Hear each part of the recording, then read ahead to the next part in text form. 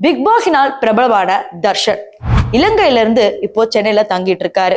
இதையும் தாண்டி பிக் பாஸ்ல ரொம்ப பிரபலமா இருந்தனால பட வாய்ப்புகள் ரொம்ப அதிகமா வந்தாலும் எந்த படமும் இவருக்கு கை கொடுக்கல அப்படிங்கிறது தான் உண்மை. இருந்தாலும் இப்ப அவர் என்ன பண்ணிட்டு இருக்காரு, எங்க இருக்காருன்றது நம்ம யாருக்கும் தெரியாது.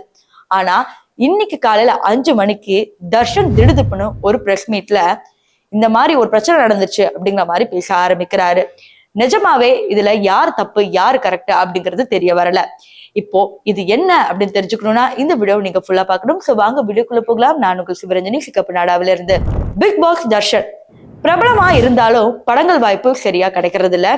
இருந்தாலும் இன்ஸ்டாகிராம்ல ரொம்ப ஆக்டிவா இருப்பாரு, ப்ரொமோஷன்ஸ் எல்லாம் பண்ணிட்டு இருப்பாரு. இதெல்லாம் இருக்கும் போது இன்று காலை 3 மணிக்கு ஜிம்முக்கு போயிட்டு வீடு திரும்பி வரும்போது வீட்டின் முன்னாடி கார் நின்றுட்டு இருக்கு. அந்த கார் தர்ஷனோட கார் கிடையாது. நோ பார்க்கிங் அப்படின்னு கேட்ல போட்டு இருந்தோம். யார் இப்படி கார் நிறுத்துறா அப்படின்னு சொல்லி கிட்டத்தட்ட 20 நிமிஷமா எல்லா இடத்துலயும் போய் இது உங்க காரா அப்படின்னு கேட்டிருக்காரு. இதுக்கப்புறம் என்ன நடந்திருக்குன்னா, தர்ஷனோட கசின் பிரதரும் சேர்ந்து சரி நான் கொஞ்சம் தூரம் போய் கேட்டுட்டு வரேன் அப்படின்னு சொல்லி ஒரு டீ கடையில போய் கேட்டிருக்காங்க. அப்போ ஒரு ஹஸ்பண்ட் அண்ட் ஒய்ஃப் இருந்தப்ப ஆமா அது எங்க கார் தான் அப்படிங்கிற மாதிரி வாக்குவாதத்துல ஈடுபட்டு இருக்காங்க. அதாவது டீ குடிக்க வந்து என்ன ஒரு 10 நிமிஷம் தானே இருக்கும், அது வரைக்கும் கூட வெயிட் பண்ண முடியாது அவங்களால அப்படிங்கிற மாதிரி சண்டை தொடங்கி கிட்டத்தட்ட எப்படி போய் முடிஞ்சிருக்குடா, நீ பிக் பாஸ்ல வந்தா ரொம்ப பெரிய ஆளா அப்படிங்கிற மாதிரி சண்டையில போயிருக்கு. இதுக்கப்புறம் என்ன ஆகிருக்குன்னா, கசின் பிரதர் மேலேயே டீய மூஞ்சில ஊத்திருக்காங்க. இது பெரும் சர்ச்சையா வெடிச்சனால அங்க இருக்கிறவங்க எல்லாருமே மோத ஆரம்பிச்சிருக்காங்க. இதுல தர்ஷனுக்கும் காயங்கள் ஏற்பட்டு இருக்கு. கடைசியில எப்படி சொல்லி மிரட்டி இருக்காங்கன்னா, நான் ஜட்ஜோட பையன், நீ யாரு, நீ உன்னால என்ன பண்ண முடியும் அப்படிங்கிற மாதிரி ஒரு விஷயத்த கேட்டிருக்காங்க.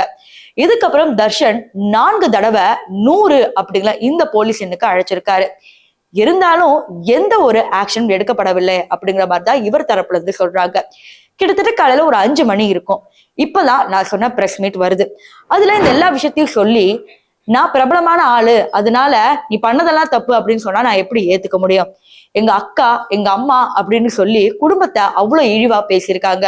இதற்கெல்லாம் யாருமே ஆக்ஷன் எடுக்கல. ஆனா கேஸ் போட்டது என்னமோ எம் மேலதான் அப்படிங்கிற மாதிரி இவர் தரப்பு சொல்லப்படுது. இன்னொரு பக்கம் அந்த ஜட்ஜு பையன் அப்படின்னு சொன்னேன் இல்லையா, இப்போ இவங்க எல்லாம் ஹாஸ்பிட்டல்ல அட்மிட் ஆயிருக்காங்க. ஹஸ்பண்ட், ஒய்ஃப், அம்மா எல்லாருமே.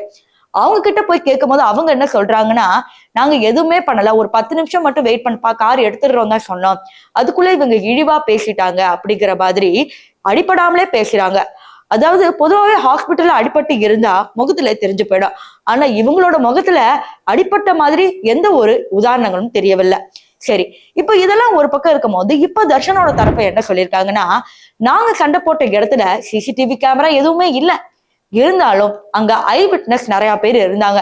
இந்த பிரச்சனை நடக்கும் போது என்னை கீறி விட்டாங்க, என்னை அடிச்சாங்க, கிட்டத்தட்ட ரொம்ப இழிவா பேசுறாங்க, இது எல்லாருக்குமே தெரியும், அவங்க கிட்ட போலீஸ் விசாரிச்சா கண்டிப்பா உண்மை தெரிய வரும் அப்படிங்கிற மாதிரி ஒரு விஷயத்த சொல்லியிருக்காங்க. இந்த கேஸ் பத்தி நம்ம பார்க்கும்போது தர்ஷனை பத்தி சொல்லும் போது இன்னும் ஒரு விஷயத்த உங்ககிட்ட சொல்லணும். நார்மலாவே இந்த திருமங்கலத்துல பெரிய இடத்து பசங்க வருவாங்களாம், குடிச்சிட்டு அந்த டீ கடையில தான் உட்காருவாங்களாம். சோ இது ஒரு ரொட்டீனாவே நடந்துட்டே வந்திருக்கு. இப்போ இதே நிலையில தான் அந்த டீ கடையில ஜட்ஜும் மற்றும் ஒய்ஃப் அவங்க அம்மா எல்லாருமே இருந்திருக்காங்க. இதே மாதிரிதான் பிரச்சனையும் நடந்திருக்கு. ஆனா இதுல யார் தப்பு பண்ணாங்க, யார் கரெக்டா இருந்தாங்க அப்படிங்கிறது எதுவுமே தெரியல.